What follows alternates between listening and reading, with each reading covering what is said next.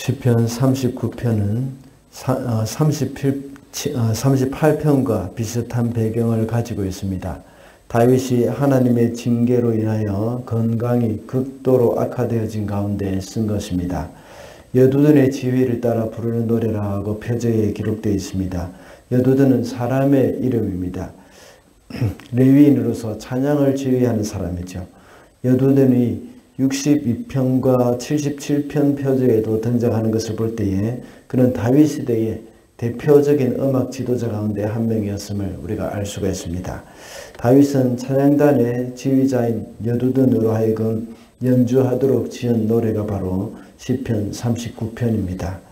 앞서 언급한 대로 다윗은 극심한 질병의 고통 속에서 이 죽음이 가까이 왔음을 느끼고 인생의 무상함을 고백하면서 하나님께 용서를 구하고 또 구원을 간구하고 있습니다. 우리는 건강할 때는 알지 못하지만 병이 걸리거나 죽음의 위기에 처하게 될 때에 인생의 허무함을 깨닫게 되는 경우가 많습니다. 그래서 오늘은 인생의 허무함을 알라는 제목으로 말씀을 살펴보겠습니다.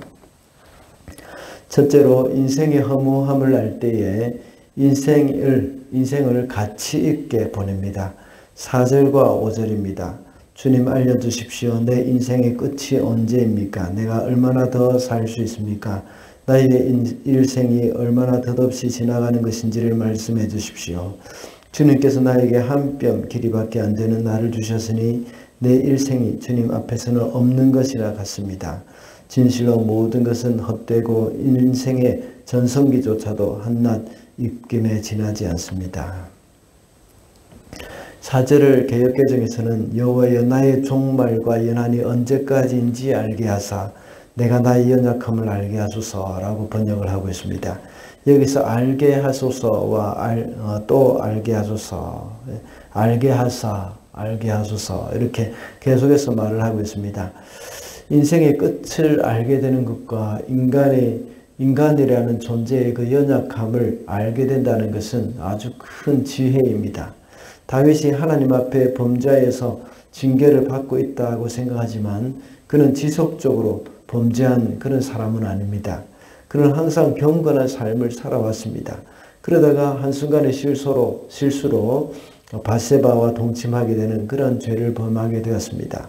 그러나 1절에서 말하는 악인들은 다윗과는 반대입니다. 악인들은 지속적으로 범죄를 일삼는 사람들이었습니다. 그러나 그들은 오히려 형통한 듯한 모습을 보이고 있습니다. 그렇지만 한 뼘 길이밖에 안 되는 짧은 인생에 불과하다는 것을 알고 있었습니다. 다윗이 그것을 알고 있었습니다. 이런 관점에서 볼 때에 악인이 형통한 것과 이 악인이 잘 되는 것 이런 것은 헛된 것에 불과하다는 것을 다윗은 깨닫고 있는 것이죠. 그러므로 인생의 허무함을 아는 자들은 이런 짧은 인생을 무가치한 일로 허비하지 않게 될 것입니다. 세속적인 번영이나 성공으로 기뻐하지 않습니다.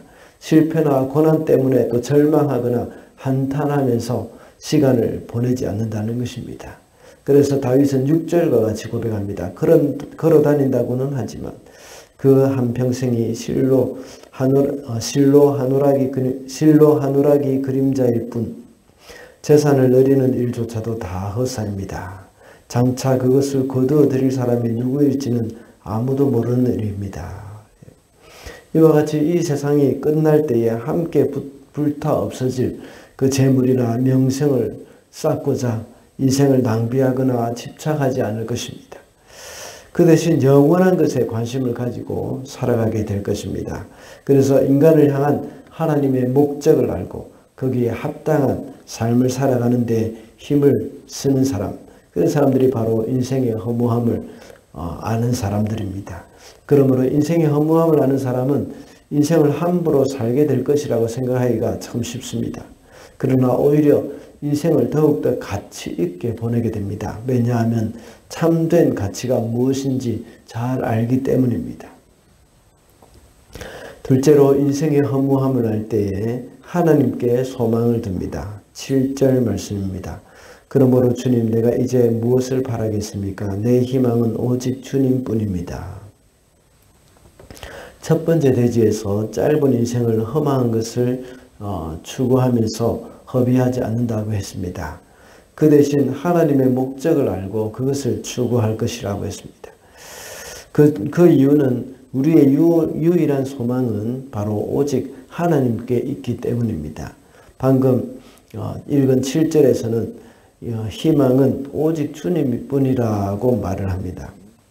이 땅에서의 삶은 한 뼘 길이밖에 안 된다고 했습니다. 그렇기 때문에 이제 다윗이 바라는 것은 주님뿐이라는 것입니다. 하나님 안에 있는 사람들의 삶은 영원하기 때문입니다. 주님 안에 있는 사람들은 이 세상의 삶이 전부가 아님을 알고 있습니다. 주님 안에 있는 사람들의 삶은 영원한 삶입니다. 다윗은 비록 질병으로 인해서 죽음에 이르게 되었다고 할지라도 그는 영원한 삶을 주시는 하나님께 소망을 가지고 있음을 고백하고 있습니다. 우리 성도들도 역시 인생의 허무함만 생각한다면 비관론자로 그치고 말 것입니다. 그러나 그 허무함을 넘어서 소망이 하늘에 있는 사람들은 비관론자들과는 다릅니다. 하나님께 소망을 두는 사람들은 초월적인 삶을 사는 겁니다. 사람들은 이 세상에서 인간의 욕망을 쫓아 살지만 하나님께 소망을 두는 사람들은 그것을 초월해서 살 수 있기 때문입니다. 물질에 대한 욕심이나 건강에 대한 욕심은 이 세상에 있는 사람들이 간절히 바라는 것입니다. 그것을 소유할 때는 모든 것을 다 얻은 것 같다는 생각이 들지만 사람의 욕심은 끝이 없습니다.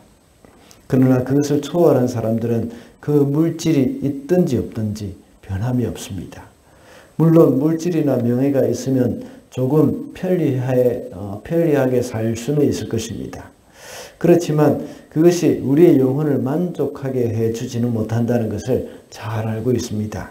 그러기에 우리 영혼에 진정한 만족을 주시는 하나님께 소망을 두고 살게 됩니다. 마지막으로 인생의 허무함을 알 때 하나님 앞에 자신을 낮출 수 있습니다.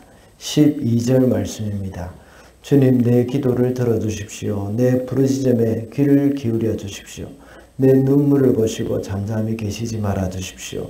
나 또한 나의 모든 조상처럼 떠돌면서 주님과 더불어 살아가는 길손과 나그네이기 때문입니다. 다윗은 자신을 길손과 나그네라고 표현을 합니다.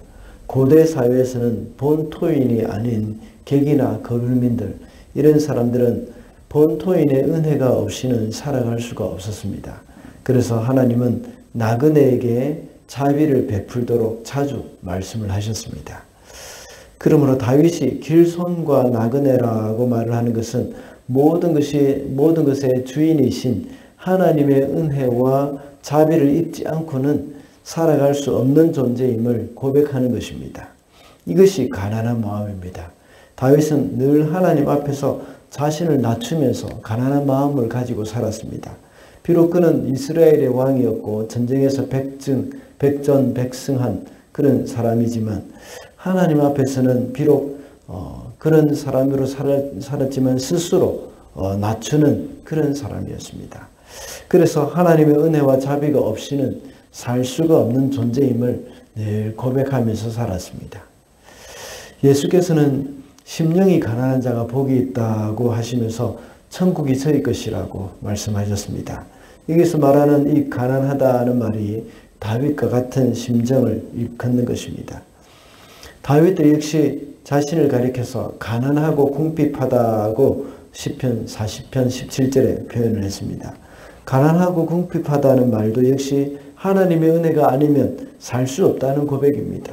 그 말은 다윗이 도망 다닐 때에 조그마한 그런 부스럭거리는 소리만 나도 긴장하면서 경계를 해야 하는 그런 상태를 말하는 겁니다. 이런 상황에서 하나님의 도우심이 없이는 살 수 없던 그의 삶을 가리켜 이 표현을 했던 것이죠. 우리도 이 세상 살아가면서 인생의 허무함을 알고 오직 하나님 앞에서 자신을 낮추면서 하나님의 은혜를 바라보는 삶을 살아야 하는 자들입니다. 그래서 늘 하나님 앞에 나 자신을 낮추고 가난한 마음으로 주님 앞에 살아야 하겠습니다. 말씀을 맺겠습니다. 오늘은 인생의 허무함을 알라는 제목으로 말씀을 살펴봤습니다. 인생의 허무함을 아는 자는 인생을 가치 있게 보낸다고 했습니다. 그리고 인생의 허무함을 아는 사람은 하나님께만 소망을 두고 하나님 앞에서 자신을 낮춘다고 했습니다. 오늘도 겸손히 주님께만 소망을 두고 가치 있는 삶을 살아가는 저와 여러분이 되시기를 바랍니다.